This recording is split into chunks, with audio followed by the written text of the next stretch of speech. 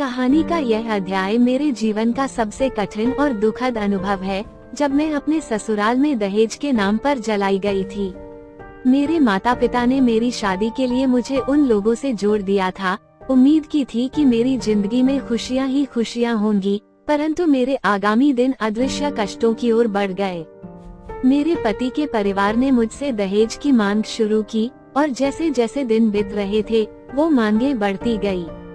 उन्होंने मेरी तरफ उगाही और आरोपों की बारिश करनी शुरू कर दी, मेरे जीवन को हिलाकर रख दिया। मैं उनकी मांगों का पूरा नहीं कर पा रही थी।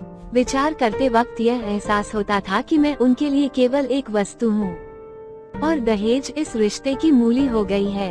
मेरे पति विक्रम शुरू में समर्थन दिखाते थे। उन्होंने मुझसे प्रेम का वादा किया था, परंतु जैसे जैसे दबाव बढ़ा, उनका रवैया बदल गया। धीरे धीरे उन्होंने मुझसे दूरी बना ली, मुझे तन्हा और बेबस महसूस कराया। मैं जो पहले उत्साहशील और आत्मविश्वासपूर्ण थी, वही अब रोती हुई और डरी हुई महसूस होती थी।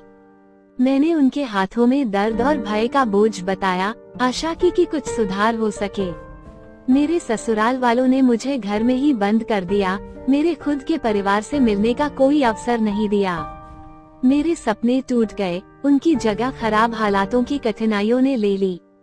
एक दिन मैंने एक पुराने अलमारी को साफ करते समय एक नोटबुक खोजी। उसमें मेरी बचपन की यादें और मजबूतियों से भरी हुई थी। मैंने समझ लिया कि मैं इस बर्बरता को और नहीं सह सकती। अपनी आत्मशक्ति को जागरूक करते हुए मैंने गुप्त रूप से उस दरिद्रता के सामने सबूत जुटाना शुरू किया। मैंने हिंदू विवाह अधिनियम के तहत उनके खिलाफ मामला दर्ज किया और स्थिति को सुधारने की कड़ी लड़ाई शुरू की।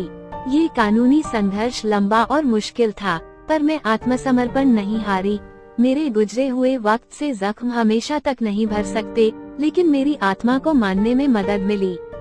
मेरी कहानी ने बहुत सारी औरतों को प्रेरित किया है कि वे आवाज उठाएं और इस सामाजिक बुराई के खिलाफ लड़ाई लड़ें। मेरी दृढ़ता ने मेरे ससुराल वालों और पति के खिलाफ मामला दर्ज करवाया और उन्हें सजा दिलाने में सहायता की। हालांकि मेरे गुजरे हुए दिनों के घाव कभी पूरी तरह से ठीक नहीं हो सकते, लेकिन मैं खुश हूँ कि मैं उन लोगों के खिलाफ आवाज उठा सकी।